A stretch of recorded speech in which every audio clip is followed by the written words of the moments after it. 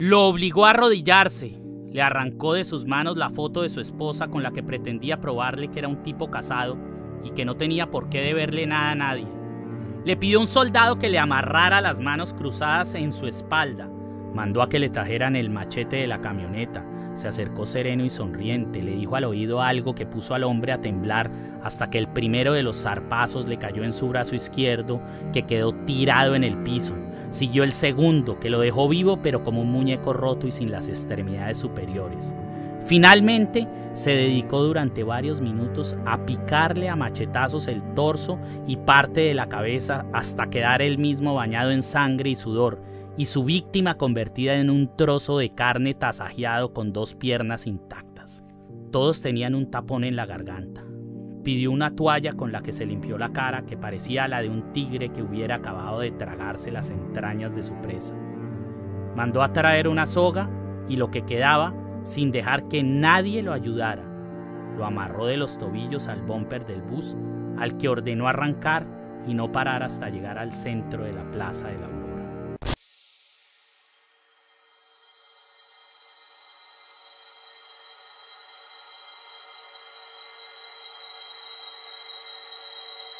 Dedicado a quienes desde las redes fueron difusores de la verdad que necesitaba Colombia, a quienes emprendieron una batalla estoica por recuperar el país, a los jóvenes del Twitter, del Facebook y el YouTube que tanto colaboraron con este logro histórico que es el primer paso hacia el futuro.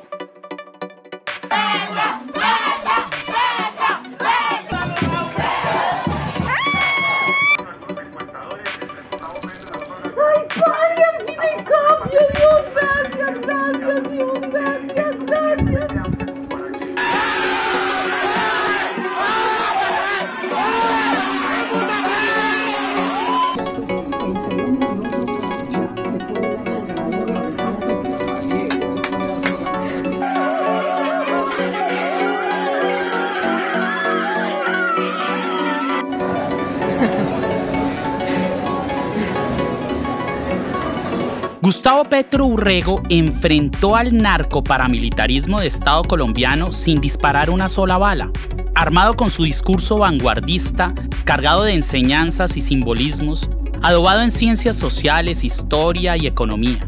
Despellejó a sus oponentes con su oratoria pausada que hablaba del agua, de los bosques, de la necesidad de un Estado edificado para la felicidad social. Petro, durante su vida pública, desenmascaró la corrupción de la élite política, denunció los vicios y excesos de la fuerza pública y fue quien expuso, hilando con su voz en el Senado, clanes familiares, bandas sicariales, grupos de autodefensa, asesinatos y masacres, el carnaval desvergonzado en el que bailaban políticos, mafiosos y paracos. ¿Qué fue lo que hicieron los congresistas al pactar con el paramilitarismo? Y lo que hicieron ni más ni menos fue supeditar el poder público que le corresponde a los ciudadanos, su ejercicio como servidores públicos, a los peores criminales de lesa humanidad que han existido en este continente en las últimas décadas. Supeditar el poder ciudadano, el poder público al narcotráfico. Y al narcotráfico en su versión más salvaje. Lo que estamos presenciando aquí no es una serie de reuniones entre políticos y delincuentes. Lo que estamos aquí presenciando ante los ojos de toda la ciudadanía es la construcción de un régimen mafioso en Colombia. Estuvo exiliado, persiguieron a su familia que también huyó del país, con las hienas detrás hostigándolo, amenazado por el Estado y el narcoparamilitarismo que para la época de la tiranía del Matarif eran la misma cosa, no aflojó en su empeño terco de hacerle entender a la sociedad en manos de quién estaban los colombianos. La firma del gobernador Álvaro Uribe Vélez está en la convivir de alias Julián Bolívar, comandante actual del Bloque Central Bolívar. La firma del gobernador Álvaro Uribe Vélez está en la convivir de hoy alias el Chepe Barrera, comandante paramilitar, y en esa misma convivir están los señores boteros aliados con el esposo de la gata, con la gata y con el hijo de la gata. Eso fue lo que yo dije. Demuéstreme que es mentiras. Demuéstremelo.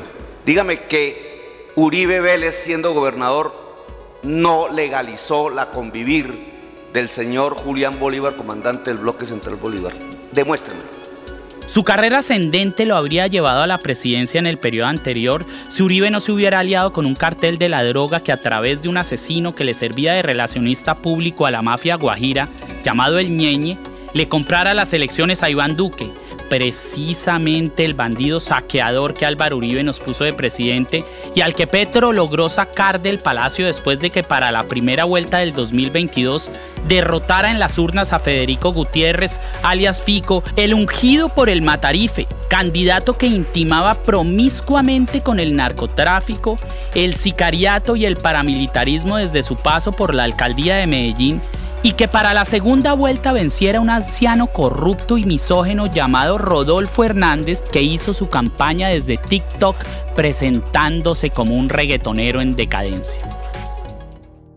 Toma de juramento al señor presidente de la República de Colombia, electo doctor Gustavo Francisco Petro Urrego.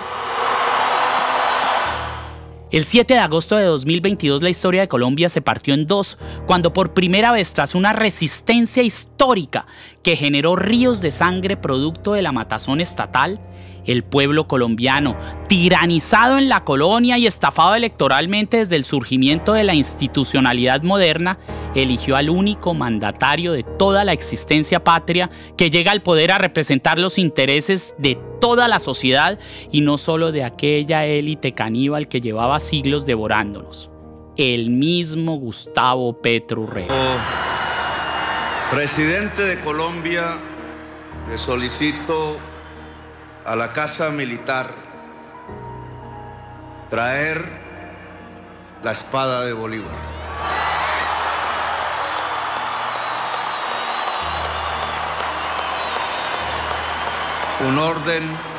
Una orden del mandato popular y de este mandatario.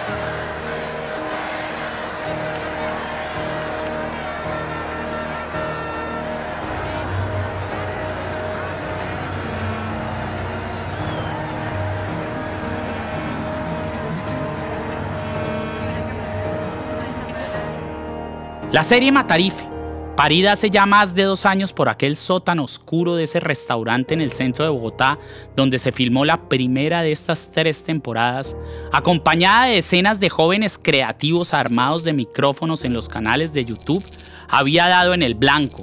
Las balas destructoras provenientes del concepto filosófico que le dio vida a la obra desangraron el aparato criminal estatal que empezó a caminar rengo, consciente de que se le estaba yendo la vida entre las heridas que causaron los embates del ejército audiovisual que desde las redes batallaba junto a la serie. Las bombas y proyectiles ideológicos teledirigidos no cesaron hasta que el pueblo gigantesco y bien representado llegó al poder. La subversión creativa, nombre que le di a esta filosofía de lucha conjunta y grupal, cuyos exponentes en Colombia estaban representados en la serie, en el resto de referenciadores y especialmente en aquella chispa de esperanza que produjo Petro en los sectores sociales ancestralmente oprimidos, había derrocado un sistema. Inició años atrás como un sarpullido en el alma, viendo el mundo que me rodeaba. La necesidad de declararme en subversión nace de ver a todos esos viejos corruptos, lavadores de activos, patrocinadores del genocidio, que horneaban sus panzas en los baños turcos del Club El Nogal, mientras manoseaba los expedientes que como abogado penalista y criminólogo llegaban a mis manos. Cuando escuchaba entre murmullos chismosos los hechos untados de excremento detrás de los pronunciamientos de los jueces, cuando escribía y lograba exprimirle algunas lágrimas a mi conciencia, nutrientes dolorosos de los artículos que publicaba en la Nueva Prensa. Para esa época conocí a César Andrade y que como yo era un pacifista convencido de que ninguna ideología justificaba la violencia física, pero quien también tenía la necesidad interna de llevar a cabo una acción bélica y destructiva, dirigida a herir de muerte el más poderoso sistema genocida de Latinoamérica, gestor de miles de masacres y dueño absoluto de la luz y la oscuridad, de las instituciones gubernamentales, de los carteles del narcotráfico y de los grupos paramilitares, aquel que otrora fuese el reino del Matarife. La finalidad era clara: pretendíamos generar, sin movernos un milímetro del terreno del amor, la paz, la bondad y la no violencia, el mayor daño posible en un cuerpo estatal fuerte y macizo, al que mueven piñones engrasados en narcotráfico, paramilitarismo y corrupción, generador de homicidios en serie como si fuera una próspera industria en la que se fabrican coches que van saliendo de una cadena de producción. La idea era destruir al Matarife con literatura, con música e imágenes. Ejecutando el concepto de la subversión creativa, en el 2020 sale al aire el primer episodio de la serie que estalla en el centro del inconsciente colectivo colombiano. El tráiler le dice a Colombia que va a haber algo que le va a tocar el alma, y en efecto se la toca aquel 22 de mayo cuando estalla el primer episodio, que se viraliza en otros canales y redes y que empieza a quemar la pantalla de los celulares al ser repartido en las plataformas telefónicas. La metralleta artística que es Matarife no para de disparar. La tiranía se resiste. Llegan montajes, amenazas y varias demandas, entre ellas la que Álvaro Uribe interpuso en mi contra, gestora de la sentencia T-242 de la Corte Constitucional, que corroboró el triunfo de la serie sobre la tiranía más fuerte de Latinoamérica. Este precedente jurídico que ampara la subversión creativa, victoria de la producción en pro de la libertad de expresión, que le niega las pretensiones a Álvaro Uribe Vélez y que autoriza al pueblo colombiano a opinar y a decir que Uribe es un genocida, un paramilitar, un narcotraficante y un violador, merece ser expuesto y traducido a la sociedad. Porque hoy, gracias a la serie, los hechos son los que son y el Matarife ya no es el innombrable.